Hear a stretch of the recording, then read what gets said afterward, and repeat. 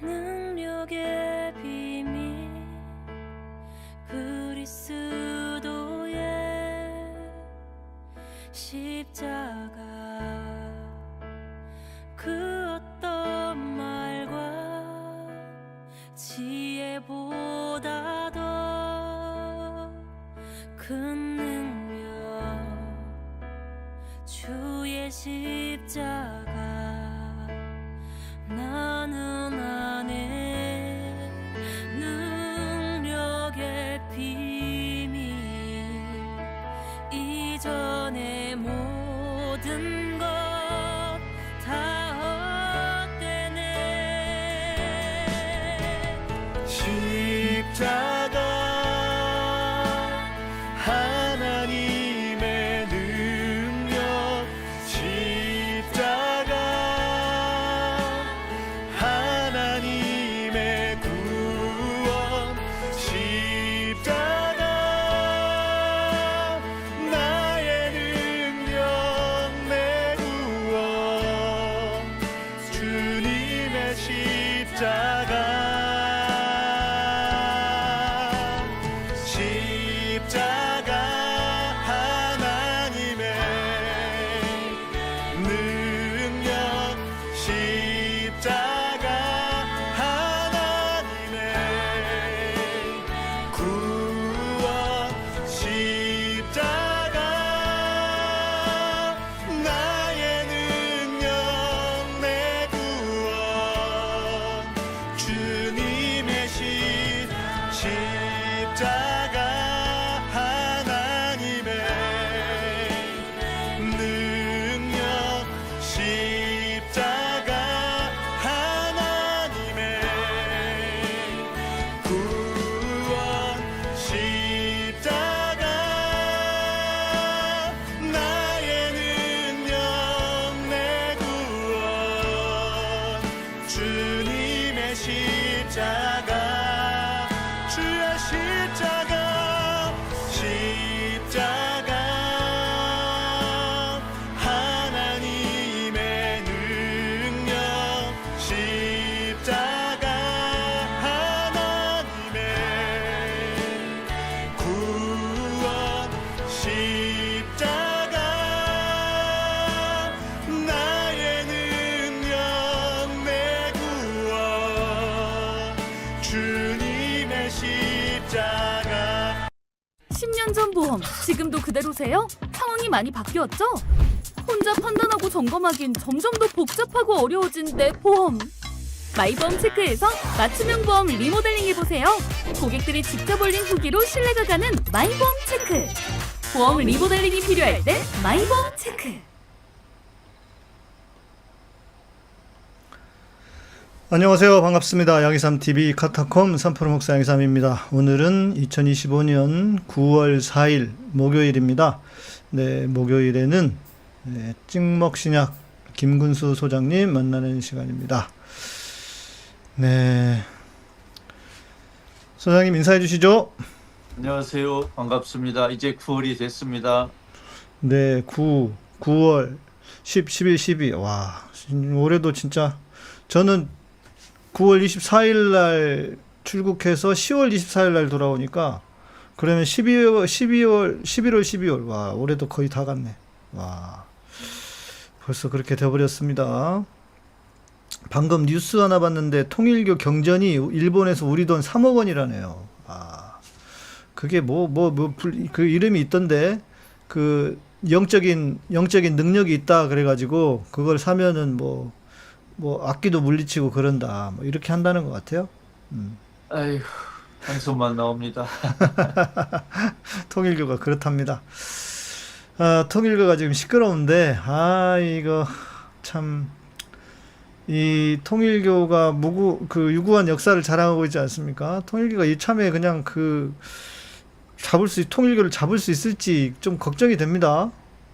통일교는 물론 무너져야 되지만 통일교 때문에 지금 신천지가 보호받는 신천지가 지금 관역에서 벗어난 그런 느낌을 받는데 실제로는 현재 한국에서는 통일교보다는 신천지 피해가 훨씬 더 크잖아요. 넓고. 그렇죠, 맞습니다. 그래서 예. 이 신천지를 빨리 때려잡는 일을 좀 우리가 해야 되지 않나 싶어요. 특검이라든가 수사기관이 빨리 저기 신천지 좀 탈탈 털었으면 좋겠어요. 그러니까요. 아, 신천지, JMS, 야 이것들은 진짜 사람 새끼들이 아니에요, 진짜 이것들은. 그리고 또 덧붙이자면 우리나라 대형교회 목사 10명만 감옥에 쳐넣었으면 좋겠어. 그쵸. 아니 조금만 수사해도 바로 걸릴 거야. 그렇습니다. 네, 예. 뭐 길게 수사할 것도 없어요. 소년보는 그 선거법 위반으로 그 구속영장 청구할 것 같다 그러던데. 정광훈이 지금 어디서 뭐 합니까? 그러니까요. 그 정광 같은 놈을 딱 잡아 넣어야지. 네. 에휴, 참 답답합니다. 아마 그 경찰이나 김장환, 이영훈도 집어넣어야 되지 않나 생각해요, 저는. 이런 데서 정광훈이는 많이 손을 쓰고 있는 것 같고, 또 이영훈이 지금 저기 김장환이는 지금 시끄럽잖아요. 예. 뭐 온갖 뭐 대통령실에 또 뭐 저 그때 당시 여당의 인물들 다 통화하고 난리를 쳤다는데 뭐 그냥 우리가 다 예상하고 있었지 않습니까? 아니나 다를까 뭐. 예. 그런데 목사 한 분이 뭐 그렇게 정부기관, 뭐 정보기관, 행정부, 국회 많은 사람들 전화번호 갖고 있는 것도 저는 이상하게 생각돼요. 왜 갖고 있죠, 그걸? 그러니까요. 저는 웬만하면 전 정치인들하고 많이 가깝게 안 지내려고 그러는데 예. 꼭 이상한 것들은 그렇게 자랑을 하는데 저는 김장환이는 간첩 같아요, 간첩. 예, 뭐 그런 것 같습니다. 네. 예, 수십 년 고정 간첩이 아닌가 예상이 들어가는데. 그러니까 북한 간첩 말고 미국 간첩. 그렇습니다. 예. 예. 미국 CIA 간첩 같아. 참. 정광훈 200만 원 벌금으로 끝났대요? 아직 아닐 거예요. 뭐가 많이 돌아가고 있다는 것 같은데 수사가 좀 늦어져서 그런 것 같고, 정광훈이는 눈치가 좀 빨라. 몇 번 구속도 당해보고 이랬어가지고 그래서 지금 분위기 딱 파악하고 그렇게 뭐 좀 이렇게 몸 사리고 있는 것 같은데. 맞아. 우리 성환이가 윤석열이 계엄군 가족과 군인들 위해 기도한다고 하는데 어찌해야 됩니까 이놈. 미치겠다. 뭐 저기 윤석열이가 예수와 비슷하다고 장신대 김철원 교수 신약 성사학자 그런 말 했는데 예수 같으면 일단 한번 우리가 십자가에 못을 박아가지고 부활하는 거 한번 봐야 되지 않겠어요? 그러네. 예수라는 놈들은 다 박아야 돼 일단. 아이고 참 답답합니다. 예. 자 오늘 이제 오늘 구절 먼저 읽고 시작하도록 하겠습니다. 마가복음 12장 38절부터 40절. 예수께서 가르치실 때에 이르시되 긴 옷을 입고 다니는 것과 시장에서 문안받는 것과 회당의 높은 자리와 잔치의 윗자리를 원하는 서기관들을 삼가라. 그들은 과부의 가산을 삼키며 외식으로 길게 기도하는 자니 그 받는 판결이 더욱 중하리라 하시니라. 아멘.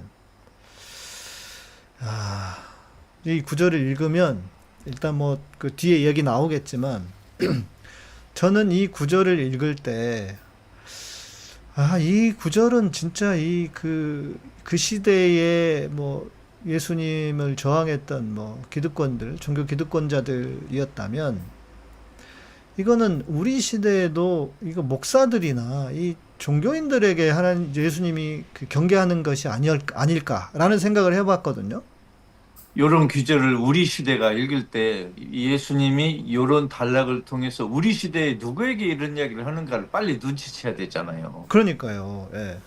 예, 지금 가슴이 지금 저미는 사람들이 있을 거예요. 이 대목을 읽을 때 나한테 옛 얘기 같다 하고 지금 가슴을 치는 사람이 있을 거예요. 그런데 문제는 예. 아주 희한한 일은 뭐냐면 이런 예수님이 딱 찍어가지고 너 조심해 임마 이렇게 하는 사람들은 절대로 이런 말씀을 읽고 자기 얘기라고 생각을 안 한다는 거예요. 쓸데없이 권력도 없고 힘도 없는 저 같은 사람이 이거 나 얘기인가? 이런 생각을 하는 건데 제가 볼 때는 이게 분명히 뭐가 그 사람들에게 하는 예를 들면 지금 아까 우리 얘기했던 김장환이라든지 이영훈이라든지 이런 인간들한테 하시는 말씀인데 이 인간들은 자기들한테 하는 얘기라고 생각을 안 한다는 게 문제가 있는 것 같다는 거예요. 그러니까 김정은 목사하고 이영훈 목사는 귀가 없는 것 같아요. 왜냐하면 귀가 있으면 알아들으라고 그랬는데 귀가 없으니까 못 알아듣지 않는 생각이 들어요. 아, 참 답답합니다. 자, 그래서 오늘 이 구절에 대한 이야기를 좀 해 가봐야 될 것 같습니다. 자, 오늘 구절들이 첫째 계명 논란도 있었고, 첫째 계명 논란이 아니라 논쟁, 그리고 그리스도 논쟁, 율법학자들, 오늘 이 구절 율법학자들에 대한 경고, 요것들은 뭔가 쭉 연결이 되어 있는 것 같습니다. 전부 다 종교 주제입니다. 첫째 아. 계명이 뭐냐, 그리스도는 누구냐, 그 다음에 우리 그 서기관 또는 이제 율법학자 또는 더 정확히 말하면 성사학자, 구약 성사학자들 이야기인데 이 전부 지금 정치 문제가 아니고 종교 문제예요. 그렇죠. 예. 그리고 하나님의 뜻을 누가 더 정확히 알고 실천하느냐 이런 큰 주제거든요. 그러니까 구약성 유다교의 신학자들이 하나님 뜻을 더 정확히 알고 실천하느냐 아니면 예수가 더 잘 알고 실천하느냐 요 주제예요, 딱. 그거에서 일관된 거예요. 종교 주제, 유다교 내부 논쟁이 지금. 유다교 내부 논쟁이다. 예, 이게 정치 문제는 아니에요, 아직은. 아, 그렇죠. 정치 그렇죠. 문제는 예수하고 빌라도하고 이제 붙는 거잖아요. 그렇죠. 예. 이게 아직 예수가 체포가 안 됐으니까 이제 체포되기 직전에 유다교 내부 논쟁. 그러니까 유다교에서 하나님 뜻을 가장 잘 알고 실천한다고 자부하는 그 성서학자들하고 성서를 뭐 잘 알지도 못하고 제대로 교육받지도 못했다고 남들이 평가하는 예수하고 지금 붙는 거예요. 말하자면 세미나에서 붙은 거예요, 둘이. 종교 세미나에서. 유다교 종교 세미나에서 두 사람이 마이크를 잡는 거. 이렇게 보시면 되겠어요. 그런데 이제 드물지만 어떤 율법학자는 예수님께 칭찬을 받은 경우도 있었고, 있었죠. 예. 예.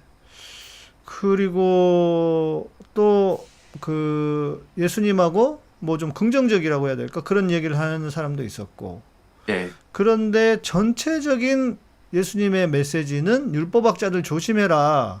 뭐 이런 느낌이 아무튼 우리에게는 많이 들잖아요. 서기관들 지금 하면은. 우리도 이제 그 서로 이야기를 할 때 예를 들면 한국 그 개신교회 목사님들 좀 정신 차리셔야 되겠다 하고 만일 누가 말을 한다면 한국 개신교회 훌륭한 목사님이 있다는 걸 부정하는 건 아니잖아요. 그쵸. 그러니까 예. 일반적인 화법으로는 그냥 일반화해서 말을 하거든요. 네. 왜 예수 시대라고 훌륭한 그 성사학자가 왜 없었겠어요. 예수에게 칭찬받은 성사학자도 있듯이.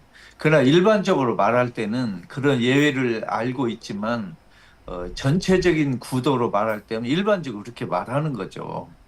네. 이게 예수님도 그 훌륭한 성사학자가 있다는 걸 알았어요. 그걸 칭찬받은 사람도 있고. 그러나 전체적으로 말할 때, 일반적으로 말할 때는 율법학자들, 성사학자들 조심하십시오. 이렇게 말하는 거죠. 그렇죠. 예, 목사들 조심하라고. 예, 목사들 조심하라고 말을 할 수밖에 없지 않습니까? 지금 대한민국에서도. 예. 그러면은 예수님께서는 지금 이 율법학자들, 그 모든 율법학자들을 조심하라는 것인가? 아니면 그들이 전하는 가르침, 혹은 잘못된 가르침, 또 그들의 어떤 행동? 뭘 조심하라고 하는 것인가 싶은 생각이 들어요. 예, 오늘 지금 목사님께서 그 낭송하신 성경 귀절을 보면 율법학자들의 가르침에 대해서 아무 언급이 없었어요. 가르침에 대해서는. 예, 네. 지금 전부 율법학자들 행동, 처신, 몸가짐에 대해서 비판하는 거예요. 그죠? 그렇네요. 그러니까 여기는 두 가지 뜻인데 하나는 대부분의 율법학자들이 말하는 내용이 학문적으로, 종교적으로, 신학적으로 틀린 건 거의 없어요. 다 옳아요. 그런데 그 가르치는 내용하고 그 가르치는 사람이 다른 사람을 대하는 처신이 너무 거리가 먼 거예요, 지금. 네. 그걸 지적한 거예요. 로마서에 보면 바울이 그 얘기하잖아요. 도적질하는 내가 너는 도둑질을 하면서 왜 도둑질하지 말라고 하냐. 네. 이런 메시지들. 그렇죠. 예. 그것처럼 가르치는 말은 맞아. 아니 목사들 말이 틀린 말 하는 놈들도 있긴 하네. 예.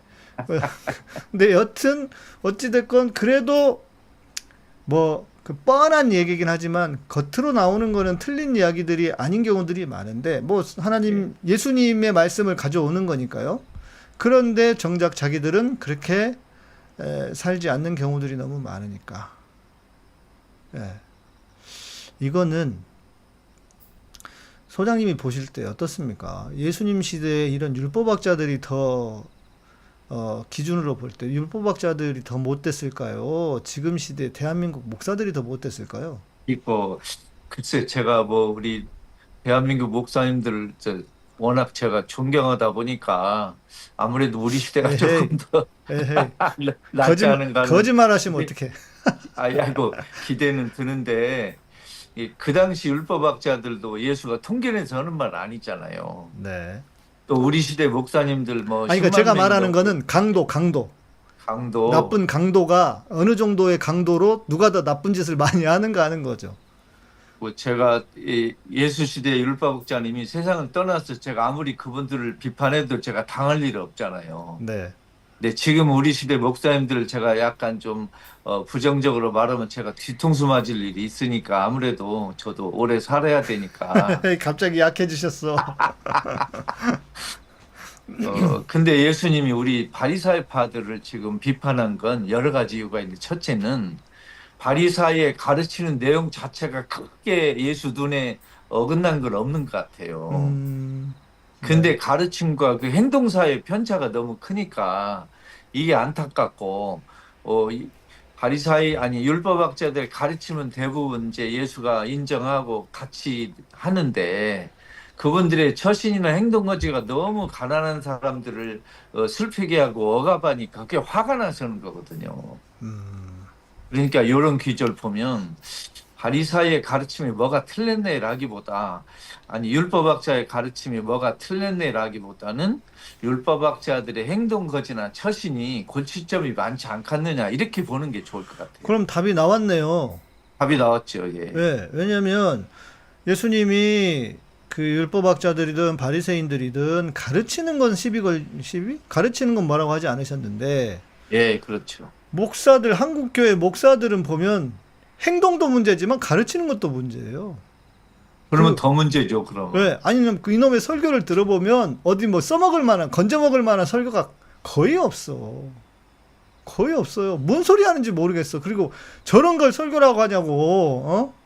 그런 생각이 들 때가 너무 많기 때문에 그러면 뭐 뉘앙스로 누가 나쁜지도 알겠다고요. 뉘앙스로도 그렇지만 이거 진짜 이거는 진짜 한국교회 어떻게 해야 될지 심각합니다. 근데 우리 그 유다교의 율법학자들하고 오늘 우리 시대 한국의 목사 신부님들하고 이렇게 비교해 보면 구약성서에 관한 식견에서 우리 목사 신부님들 확실히 뒤져요. 아 이거 당연하죠. 택도 없지. 예. 택도 없죠. 많은 목사 신부님들이 설교 그 강론에서 구약성서를 인용하고 해설도 하긴 하는데 잘 몰라요. 보니까 구약성서를 네. 잘 공부를 한 것 같지는 않고 그래서 좀 구약성서 공부를 목사 신부님들이 좀 더 많이 하셨으면 좋겠다 이런 생각이 듭니다. 맞습니다. 예. 진짜 공부를 해야 되는데 참. 자, 그러면 말씀해 주신 것처럼 조심하라, 삼가라 뭐 이렇게 예수님 말씀하셨는데 율법학자들의 가르침 그 가르치는 것이 문제라기보다는 그들의 어떤 행동이나 처신 이런 게 문제다. 예. 그래서 아까 목사님께서 읽어주신 귀절 중에 그 율법학자들의 그 잘못된 사례를 몇 가지 열거하고 있잖아요. 네, 그렇습니다. 그걸 하나하나 한번 따져봤으면 좋겠어요. 왜 혼났는가를 알기 위해서. 그리고 그걸 보면서 우리가 뭘 고쳐야 하는가를 알 수 있기 때문에. 자, 그럼 다시 한번 구절을 보겠습니다. 네. 긴 옷을 입고 다니는 것과 거기서 일단 중단하죠. 네. 긴 옷은 뭐냐면 그 율법학자들이 긴 옷을 입어가지고 그 사람들하고 다른 유다인들하고 격차를 딱 보여주는 거예요. 나는 너희들하고 달라. 이거는 그거네. 이게 종교 복장에서 차이를 두는 건데 네. 이건 오늘날 목사 신부 스님들이 전부 다 걸리는 문제예요. 가운 입잖아요. 목사 가운. 그러니까 이제 뭐 예배에서 입는 것도 있지만 평상시에도 이렇게 다른 복장을 하잖아요. 예복을 걸치고 그런데 이 유대인들의 복장이 원래 있지 않았습니까? 그 지금도 그 전통 유대인들은 긴 옷을 입고 뭐 그 여기 옆머리도 자르면 안 돼가지고 이렇게 옆으로 따고 다니고 뭐 이런 복장들이 예. 있지 않습니까? 그런데 이제 예수 당시 율법학자, 즉 그 구약 성서학자들이 독특한 복장이 있었는지 있었으면 그 모양이 어떻는지 현재 우리가 자료는 없어요. 아, 근데 예수가 지금 말씀하신 거 보면 그 율법학자들이 입고 다니는 옷이 다른 사람들과는 분명히 다르기 때문에 이런 말을 한 거잖아요. 똑같았으면 이런 말 할 필요가 없죠. 그렇네요, 그렇네요. 예. 그래서 긴 예복이란 거에는 그 율법학자들 나름의 독특한 눈에 띄는 남다른 복장을 지적하신 것 같아요. 아, 그리고 지들이 만들었겠죠. 뭐 안 봐도 그러죠, 뻔하지 당연히. 않습니까? 예, 예. 예. 너희들하고 우리는 달라. 뭐 음. 이런 뜻으로 뭘 만들러 입고 다녔겠죠. 예, 예. 뭐라도 있었겠죠. 예. 그 다음 문장이 또 중요한 것 같아요. 그 한번 읽어주세요. 다음 문장은 같이 보겠습니다. 다음 문장은 시장에서 문안받는 것과 근데 왜 시장에서 그 율법학자들, 성사학자들이 다니면 사람들이 인사를 했을까요? 눈에 띄게 그러죠. 눈에 띄니까. 아, 눈에 띄는 복장을 했기 때문에 또 인사를 했고, 인사 안 하면 또 혼이 나든지 아니면 쪽팔리든지 뭐가 했기 때문에 했을 거 아니에요. 그쵸. 예. 이게 다른 사람이 나를 알아주도록 장치를 하고 다녔다는 거예요, 지금. 제가 군대 있을 때도 이제 저희 공군 같은 경우에는 군복을 안 입었어요. 군목들이 아, 그냥 예. 그 뭐 양복을 입거나 뭐 좀 이렇게 세미 정장을 하거나 이제 그런 식으로 입고 다녔고 육군들은 군복을 입었어요. 예. 그러니까 멀리서 보면 다 똑같은 군인이잖아요. 예. 근데 똑같은 군인으로 보이고 싶지 않아. 뭔가 예. 다른 목사고 뭐 다른 뭐 스님이든 신부님들이든 그렇게 보이고 싶어 해서 어떻게 다르게 할 것인가. 그거를 엄청 고민하던 게 기억이 나거든요. 예. 그러니까 뭔가 다르게 하려고 했을 거다, 이거는 분명히. 뭔가 다르게 하려고 애를 쓰는 사람하고 뭔가 달라 보이는 건 좋지 않으니까 달라 보이지 않으려 애쓰는 사람도 있잖아요. 네.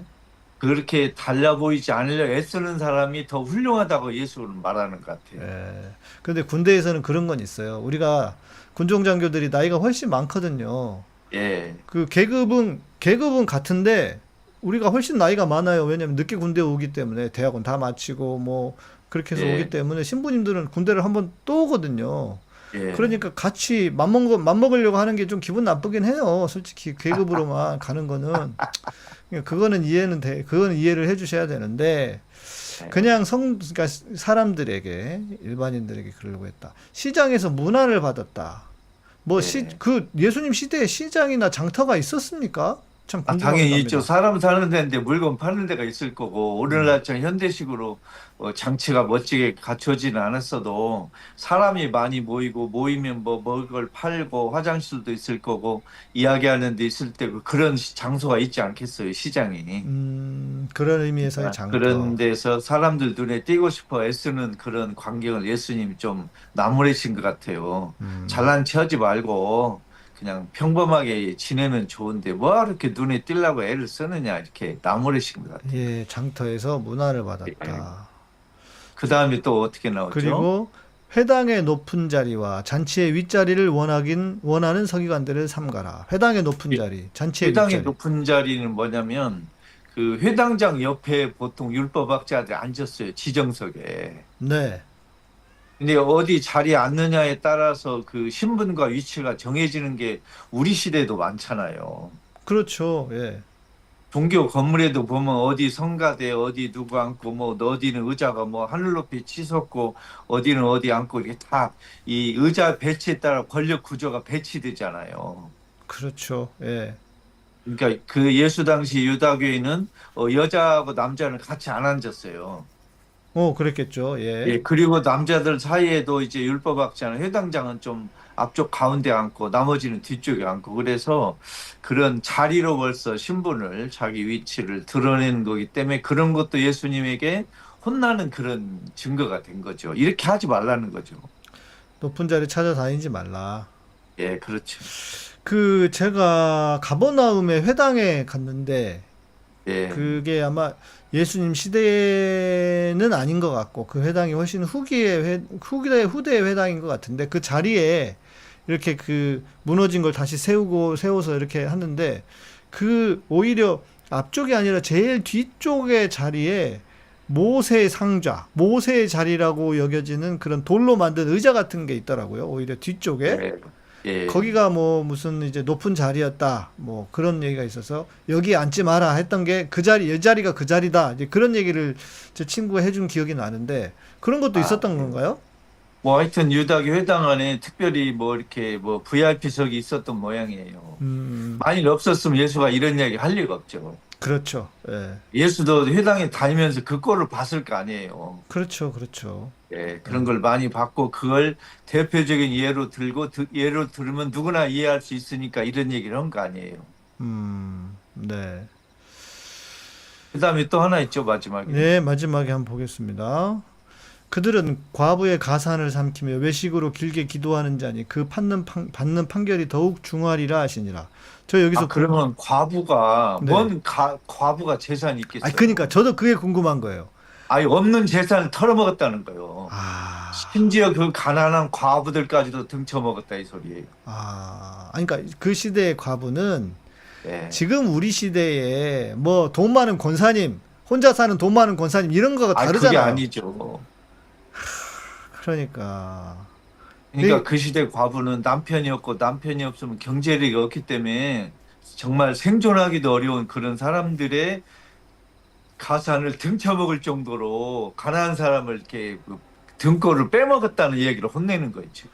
그러니까 지금 그 통일교도 그렇고 뭐 어디 JMS니 신천지도 그렇고 또 못된 목사들도 마찬가지입니다. 지금 통일교에서 뭐 그 이번에 시끄러웠던 게 뭐 그 민정수석 며칠 했던 민정수석 그리고 오광수, 오광수에다가 또 김호수인가요? 예, 그 김호수, 검찰총장 출신 이 사람들 도대체 돈을 얼마를 줬을까? 그거를 뭐 몇억 정도로 제가 볼 때 안 될 거 뭐 10억 이것도 아닐 것 같고 몇십억에 몇 백억대 단위까지도 갔을 수도 있는데 예. 제가 볼 때는 그러면 도대체 그 돈은 어디서 나오는 돈이냐? 다 성도들이 그 통일교는 보니까 그 가평에 그 뭐 지나가다 멀리서 보기만 했지만 거기 막 젊은 애들이 살더라고요. 거기서 아이고, 그 없는 애들의 다 헌금 아까 얘기한 뭐 무슨 뭐 3억짜리 경전 그렇게 해가지고 성도들 그냥 뒤통수 치고 이렇게 해가지고 다 거의 뺐다시피 해서 또 뽑아낸 돈 아닙니까? 그러겠죠 아무래도. 예. 그런 돈을 세상에 그렇게 그냥 한 방에 자기 그 수사받기 싫다고 그런 식으로 하는 것이 과연 이게 그러니까 그런 걸 보면은 하여간 종교는 나쁜 종교 목사들도 똑같으니까 할 말이 없지만 이 종교가 너무 진짜 나쁘다. 예? 이게 이단 사이비만 나쁜 게 아니고 종교 자체가 못된 지도자들한테 걸리면 진짜 나쁜 놈들이다 이런 생각이 들어요. 이제 과부의 재산을 등쳐먹었다는 얘기는 이제 과부에게 헌금을 받았는지 아니면 과부에게 뭐 상담해서 뭘 받았는지 몰라도 가난한 사람들이 종교에 헌금하는 걸 막아야 돼요. 돌려줘야 되고 하지 말라고 가르쳐줘야 그렇죠. 되고. 맞아요. 오히려 없는 근데 사람들 하지 어떻게 말라고 과부들의 그 재산을 등쳐먹냐고요. 말이 안 되죠. 제가 옛날에 지금은 우리 아마 지금은 아니실 텐데 옛날에 우리 제가 방송하면서 한참 그럴 때 없는 분들 힘든 분들은 헌금하지 마시라고 제가 방송에서 막 그랬거든요. 잘하셨어요. 아주 네. 잘하신 거예요. 그랬더니 누가 그러셨대. 그 아내분이 이런 목사님 처음 봤다고. 목사들은 없는 중에서도 과부의 두 랩돈 막 하면서 어떻게든 빼먹으려고 그러잖아요. 근데 잘 생각하시라고. 없는 분들은 있는 사람들이 인색한 건 나도 이야기하겠다. 그러나 없는 분들이 막 과하게 내가 이 헌금을 해서 헌금 안 해도 하나님이 다 받으신다. 자, 그런 얘기를 했었는데 진짜 목사들은 그런 얘기를 안 하나 봐요. 예. 우리 얼마 전에 예수님이 그 예루살렘 성전에서 과부가 헌금하는 장면에 대해 이야기했잖아요. 네, 네. 저는 그때 예수님에게 좀 속상했어요. 왜냐하면 그 과부가 가난한 과부가 헌금하는 걸 보면 예수님이 가서 붙들고 이거 넣지 말라고 뺏어갖고 얼른 집에 가세요 하고 설득을 해야죠. 왜 그걸 구경만 하고 있냐고 싸가지 없이. 그러네. 아유, 내가 예수님보다 낫나? 그러니까 하여튼 이 의도는 물론 예수님이 그때 과부가 헌금한 걸 본 건 제 생각에는 실제 목격은 장면은 아니었을 거예요. 왜냐하면 그걸 옆에서 지켜보지 못하게 하니까. 근데 예수는 이런 장면을 하면서 과부를 칭찬하고 이런 이야기를 하려고 한 것 같은데 복음서 저자가 목적이 달랐겠죠. 예. 예, 하여튼 이 과부들이 헌금은 막아야 돼요. 그리고 다른 사람이 헌금해서 일부를 과부에게 돌려줘야 돼요. 이 갖고 와서 먹고 사시오. 네. 오히려 헌금을 못하게 막는 것뿐만이 아니고 다른 사람의 헌금을 좀 그 과부에게 주어가지고 집에 돌아가게 만들어야죠. 그러니까요. 예. 그러니까 제가 그랬다니까요. 혹시 내가 저희 자식들도 없고 그러니까 제가 혹시 저의 그 인생의 목표는 그거든요. 내가 번 돈은 다 쓰고 죽자인데 혹시 계산이 잘못돼 가지고 남는 게 있으면 어떻게 해야 되나 이거를. 그래서 내가 우리 시청자들한테 어떻게든 좀 돌려주고 가야 되나 이런 생각이 들었거든요. 네. 모르는 놈 줄 필요가 뭐 있어. 우리 시청자들 중에 어려운 분들, 힘든 중에서도 후원한다고 헌금하신 분들, 이분들한테 조금 돌려주고 가야 되는 거 아닌가, 이런 생각을 했는데, 이거를 어떻게 해야 되나. 아, 근데 오늘 그 뉴스 들어보니까 시진핑이랑 저기 푸틴이랑 얘기한 게 150살까지 산다고 그렇게 얘기했다 그래서. 누가 네. 150살 살아요? 자기들끼리 얘기했대요. 시진핑하고 푸틴이 마이크 꺼준 줄 알고 얘기를 했는데, 아, 요즘은 70은 애라고, 요즘은 이제 한 150살까지 사는 그런 시대가 온다고, 그렇게 얘기를 했다는 거예요. 푸틴하고. 덕담이겠지만 그 이야기를 하나님께서 들으시고 요것들 봐라, 얘 싸가지 없이 하고 혼도 낼 수도 있겠네요. 아니, 이제 그놈들은 연구집 죽을 때까지 해먹는 거 아니에요. 150살까지 해먹겠다고 그러는 거 아닙니까? 아니 권력으로 돈으로 어떻게 사람의 수명을 이렇게 늘리겠어요? 안 되는 거죠. 아니, 그러니까 인류의 그러니까 아, 예. 의료가, 그래서 그 2035년이 되면은 그 얘기도 있더라고. 2035년이 되면 오히려 젊어지는, 나이가 먹었는데, 그러니까 그 나이에 비해서 더 젊게 만드는 그런 어떤 그 의료나 약도 나올 거다. 그런 얘기까지 있더라고요. 한 10년 뒤면. 하여튼 뭐 의료 기술이 발달하는 건 나쁘지는 않겠지만 이렇게 수명이 긴 게 인간의 삶의 품질에 행복에 과연 정비례하느냐는 또 다른 문제 아니겠어요? 그래서 150년이면 우이씨 내가 아직도 100년을 더 살아야 되는데 100년 가까이를 100년 살려면 이거 어떻게 해야 돼? 뭐가 있어야지 100년을 살지. 아, 100년을 방송을 더 해야 되나? 뭐 그때 가면 뭐 무슨 캡슐 알약만 먹어도 이렇게 생명 유지되는 그것도 나오지 않을까요? 예. 야, 이거 앞으로 100년을 방송을 더 해야 되네. 와, 징하네. 예. 아, 목사님 같은 분은 1000년이라도 방송하셔야죠. 해서 우리 인류를 정말 우리 한국의 성도들을 좋은 방향으로 이끄셔야죠. 에휴, 마탱이는 안 가면 다행이겠다는 생각이 드는데 요즘은. 자, 그러면 그 자체, 자, 보이려고 기도한다. 이 구절이 있었나요? 다시 보겠습니다. 예. 그러니까 과부의 가사를 삼키고 외식으로 길게 기도한다. 길게 기도한다고 하는 것은 또 어떤 특별한 또 뭐가 있었을까요? 그 예수 당시에 유다교 문헌에 보면 예수님이 가르쳐준 주의 기도처럼 짤막한 기도가 없어요. 아, 예수의 기도는 아주 짧았어요. 그러니까 그렇네요. 예. 길게 한 것을 뭐 부정적으로 본다기보다 중요한 건 짧은 걸로 충분히 할 수 있는데 기도를 길게 한다는 핑계로 돈을 더 뜯어낸 것 같아요, 지금.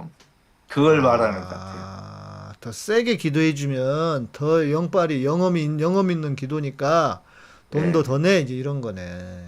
이게 그 기도를 길게 하는 게 그 자체로 나쁘다기보다 돈을 뜯어내기 위한 그 방법적인 걸로 긴 기도를 해서 이 뜯어내지 않았느냐 이런 걸 말하시는 것 같아요. 아, 아니, 그렇죠. 그 헌금하는 사람 입장에서도 그냥 한 방에 그냥 주여 고쳐 주시옵소서 이거 하는 거랑 뭔가 그냥 간절한 마음으로 하는 거랑 감이 다르잖아요. 받는 사람 입장이. 느낌은 다르겠죠. 예. 아, 그러게 그때도 또 그런 게 있었네. 아이고, 오늘날 우리만 악한 게 아니고 그 사람들도 악했고 그 수법이 나날이 이제 교묘하게 진화했겠죠. 네.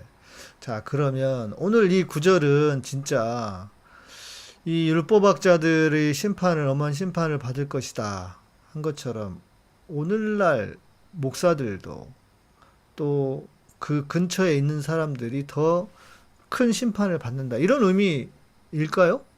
당연하죠. 그러니까 지금 예수 시대의 율법학자가 우리 시대에 어떤 사람에 해당하는가를 먼저 보면 좋을 것 같아요. 음, 우리 시대의 예수 시대 율법학자는 우리 시대로 말하면 첫째 구약 성서학자, 신학자, 또 목사, 신부 이런 분들에게 이 어림잡아 해당된다고 보여요. 당연히 그러겠죠. 예. 그러니까 하나님을 좀 더 가까이, 또 성경을 좀 더 가까이, 또 종교 의식과 예배를 좀 더 자주 가까이 하는 사람들일수록 더 모범적으로 훌륭하게 살아야 하는데 그렇게 못할 경우에는 더 잔인하게 심판을 받는다 이런 뜻 같아요. 예를 네. 들어 검사, 판사, 변호사들이 법을 어길 경우에는 우리 일반인보다 몇 배 더 처벌을 받아야 맞잖아요. 맞습니다. 예. 예. 법으로 먹고 사는 사람들은 더 법에 철저해야죠. 그래서 그 마찬가지입니다. 음, 그래서 성경을 더 잘 안다고 생각하는 사람이 성경대로 안 살고 반대로 살 경우에는 성경을 잘 모르는 사람보다 더 험악한 처벌을 받아야 된다는 거예요. 그리고 법으로 장난치는 놈들은 법 왜곡죄 만들어가지고 진짜 처벌을 해야 되고요. 근데 법 왜곡죄 만들어 처벌을 해야 되는데 판사가 또 지기현처럼 지랄이야. 그럼 이건 또 어떻게 해야 돼? 아, 진짜 이놈의 세상에 어떻게 해야 될지 진짜. 예? 그래서 지금 우리가 뭐 특검도 하고 있지만 법원 개혁하고 언론 개혁을 빨리 해야 될 것 같아요. 저놈들은 지금 반격의 기회를 노리고 있잖아요. 윤석열이 그러고 있답니다. 이재명 정권 1년 안에 끝난다. 이제 그걸로 선동하겠죠. 그리고 저놈들은 적당한 때가 되면 총 공세를 반격을 할 거예요. 그럴 겁니다. 예. 쉽게 그래서 생각하면 지금 안 빨리 돼요. 번개처럼 빨리빨리 해야 되는데 우리 민주당 국회의원들이 너무 지금 배가 불렀는지 너무 편안하게 태평세월을 지금 노래하는지 몰라도 너무 나자빠져 있는 것 같아요. 네, 예, 참, 이게 한번 우리가 문재인을 겪으면서 그 다음 어떻게 됐는지를 보았는데도 그런데도 정신을 못 차리고 있다면 이거 진짜 심각한데 심각합니다, 진짜. 아, 참. 자, 마가복음에서 심판이라고 하는 단어가 여기에만 있습니까? 예, 그렇습니다. 아직까지는 안 나왔습니다. 아, 그런가요? 근데 놀라운 것은 이 심판이라는 단어가 마가복음에서 이제 처음 나왔는데 이게 바로 성서학자들에게 하는 말이라는 거예요. 아하. 놀라운 일 있잖아요. 그러네요. 심판이 죄인들 또 뭐 누구에게 이방인들이 해당된다고 봤는데 그게 아니고 유다교 성서학자들에게 심판이 간다는 거예요. 처음으로. 그러네요. 이게 엄청난 일이죠. 그럼 오늘날로 말하면요. 우리 교회 성당의 신학자들 성서학자들을 제일 먼저 심판하겠다는 거 하느님. 왜 너희들이 잘못했습니까? 그러네. 이게 어마어마한 일이에요, 이게. 자, 그런데도 아까 제가 앞부분에 말씀을 드렸지만 이 사람들은 지금 이 성경을 이 구절을 읽는 우리 시대의 이 구절을 읽는 어떤 목사가 이게 내 이야기다 이렇게 생각을 하는 목사가 몇이나 있을까요? 많이 있겠죠. 제 생각에 한국의 목사님 뭐 한 20만 명 되면 한 20만 명 다 그런 생각 안 할까요? 오늘 왜 그러실까, 소장님이? 아, 저는 그래도 목사님들 배운 게 있고 하나님이 누군지를 알려고 애썼고 그동안 목사님으로 살아온 이력이 있기 때문에 적어도 양심 한 구석에는 그런 생각은 있을 거라고 저는 기대를 하고 있어요. 그래도 양심은 있을 것이다. 그게 이런 게 있는 것 같습니다. 성경을 읽을 때 우리가 어떤 소설을 읽을 때도 그 자연스럽게 좋은 사람, 착한 사람 쉽게 말해서 아이들의 어떤 그것처럼 좋은 사람, 착한 사람들은 우리 편, 나쁜 놈들은 저놈 편, 그러니까 좀 안 좋은 애들은 나쁜 편 이렇게 생각을 하게 되잖아요. 그래서 예. 성경을 읽을 때도 자기가 다 모세야. 바로는 없어요. 성경을 읽을 때 다 모세야. 자기는 하는 짓은 지가 바로인데 자기를 바로라고 생각하면서 성경을 읽는 사람은 없다는 거예요. 제가 볼 때는. 그러니까 이런 구절을 읽을 때도 이거는 성경 안에 있는 저 그 서기관들 이놈들 바리새인 이놈들이 나쁜 놈들이지 자기 얘기는 아닌 거예요. 제가 볼 때 그런 사람들이 너무 많아. 그렇게 읽는 사람들이 태반이야, 진짜. 태반이 뭐예요? 거의 전부 거의 전부라고 해도 과언이 아닐까. 그래서 그 예수님 이런 말씀도 한 걸로 기억이 나요. 다른 사람은 가르치면서 왜 자기 자신을 못 가르칩니까? 그러니까요. 도적질 하지 말라 하는 데가 왜 도적질 하느냐. 바울이 얘기한 것처럼. 네, 네. 맞습니다. 네. 아니, 저는 젊은 시절에 성경 읽을 때도 그런 구절만 보이더라고요. 그래서 참 진짜 조심해야 되겠다 했는데 이거 모르겠습니다. 네. 그게 중요하네요. 율법 학자들에게 제일 먼저 심판단어가 최초로 지금 화살을 쏜 거예요. 그러면 진짜 그게 맞는 것 같아요. 우리 시대에도 적용을 해보면 하나님이 제일 먼저 심판할 대상은 목사들인 거잖아요. 그렇죠. 성서학자들고 왜냐하면 가장 큰 책임이 있으니까. 그러니까요. 하나님의 뜻을 가장 정확히 알고 알려줘야 될 사람이 안 했으니까 혼나는 거예요, 무조건. 제가 틀린 게 아니었어요. 저는 평소에 그 생각하거든요. 교회에 문제가 있다. 그건 일단은 목사 잘못이다. 그렇죠. 예. 일단은 목사 잘못이지 성도들은 두 번째고 응? 일단 그 생각을 했는데 목사 신부님들이 이 말씀을 좀 잘 그 경고로 들었으면 좋겠다 싶은데 예. 제가 아까 여쭤본 것처럼 율법학자들 그리고 목사 신부들 누가 더 나쁠까? 누가 더 못했을까? 예. 제가 볼 때는 한국 목사들이 최악이다. 예. 자, 그러면 마지막으로 예수님은 왜 그렇게 바리새인들 또 율법학자들 그러니까 바리새인 서기관 묶어서 나오잖아요. 복음서에 그렇죠. 보면은 예. 왜 이렇게 그들을 자주 비판을 했을까? 이거 생각을 해봐야 그게 돼요. 가장 중요합니다. 왜 그랬는가? 첫째는 율법학자나 바리사이들은 유다교에서 가장 존중받는 사람들이었어요. 네, 존경받고. 오늘날로 말하면 바리사이는 모범적인 성도들이에요. 네, 그리고 율법학자는 아주 뛰어난 성서학자들. 그러니까 우리 교회 성당에서 가장 영향력 있는 사람들이 교회 성당을 망치고 있다는 거예요. 예수가 볼 때. 네. 그 사람들 때문에 교회 성당이 일어선 게 아니고 그 사람들 때문에 교회 성당이 무너지고 있다는 거예요. 지금. 그래서 혼을 낸 거예요. 그때나 지금이나, 예. 그때나 지금이나죠. 예를 들면 지금 우리 그리스도교도 그러고 다른 종교도 그렇지만요. 그 종교가 무너질 때 가장 많은 책임을 진 사람, 가장 많이 무너지게 만든 사람은 종교인들이었어요. 항상. 맞습니다. 예. 이게 종교인들이 깨끗하고 성도들이 막 부패했다. 그런 종교는 아직 없었어요. 지금까지. 그러니까요. 예. 예. 그러니까 어떤 역사에서도 이걸 비껴나가지 못한 것 같아요. 그렇습니다. 예. 예. 그러니까 정말 이 리더들이, 그러니까 리더라고 하는 사람들의 한계. 지금도 우리나라를 보더라도 아까 얘기했지만 뭐 김호수라든지 이 검찰들, 와 어떻게 그럴 수가 있나? 아니 검찰총장까지 한 놈이 세상에, 그리고 대통령이 그 최초의 민정수석으로 지목을 해서 자기가 문제가 있어가지고 그렇게 낙마를 했던 사람인데 그거 대통령 엿먹으라고 하는 거 아닙니까 그거? 근데 그 오광수는요, 목사님, 제 고등학교 1년 후배예요. 아 그렇군요. 전주고등학교 1년 후배라. 그래서 그 사람이 민정수석에 뭐 되냐 안 되냐 막 했을 때 저는 페북에 써서 안 된다고 제가 했어요. 네. 그래갖고 제가 여기저기서 욕을 많이 먹었어요. 대통령이 임명한 사람인데 왜 그렇게 반대하냐 이렇게. 그렇죠. 이렇게 많이 욕을 먹었죠. 또 고등학교 뭐 여기저기서는 왜 동문을 그렇게 하느냐부터 해가지고. 근데 오광수가 지금 이번에 그 통일교 그 변호인단 했는데 또 오늘 보니까 또 사퇴했다고 또 나오네요. 네, 그렇더라고요. 이건 어떻게 보면 오광수는 이재명 대통령하고 사법연수원 동기고 둘이 서로 알고 지낸 지가 35년이 넘잖아요. 네. 이건 그 오광수가 이재명 대통령이다 인간적인 그 예의도 갖추지 않은 행태잖아요. 그러니까요. 어떻게 이럴 수가 이거 말이 있어요. 안 되는 거죠. 인간적으로 틀려먹은 거죠. 근데 그만큼 이 검찰들은 진짜 다른 세상에 사는 것들이고 또 우리나라의 네. 소위 말하는 엘리트라고 하는 사람들, 엘리트라고 하는 것들의 어떤 민낯, 뭐 교수들도 마찬가지고요. 예.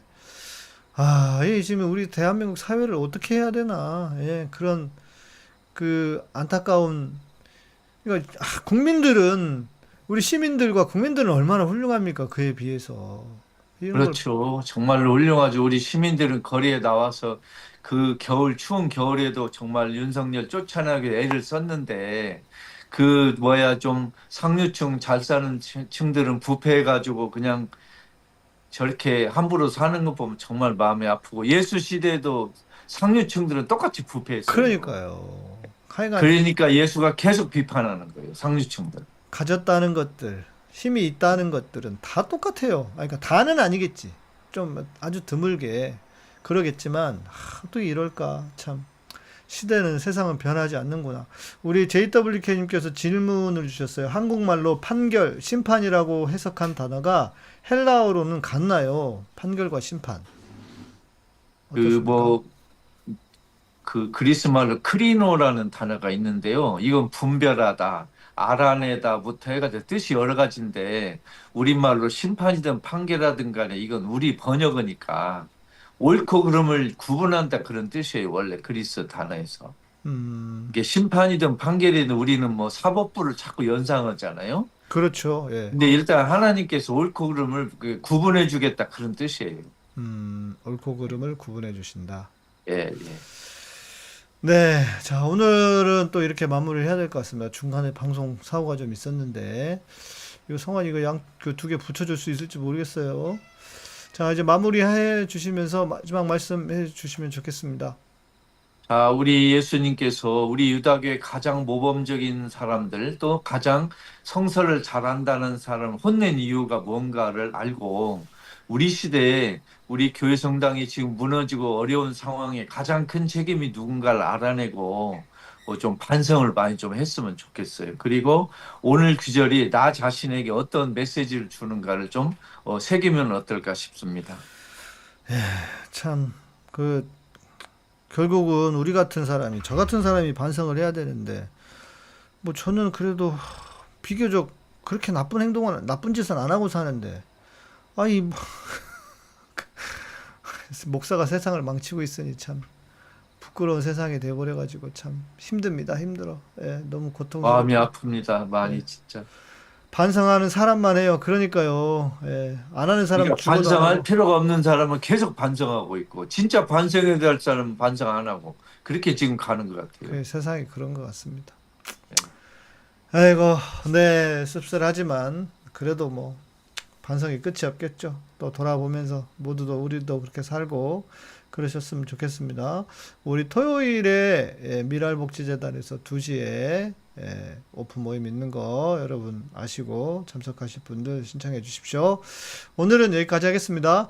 양이삼TV는 여러분의 후원과 슈퍼챗, 슈퍼이챗 그리고 멤버십으로 운영됩니다. 구독, 좋아요, 알람 설정해 주시고요. 저는 내일 밤은 8시에 찬양 시간으로 뵙겠습니다. 토요일에 소장님 못 오세요? 제주도에서 또 오시기 힘드시니까요. 네. 예, 아무래도 예. 네. 알겠습니다. 고맙습니다. 소장님 감사합니다. 감사합니다.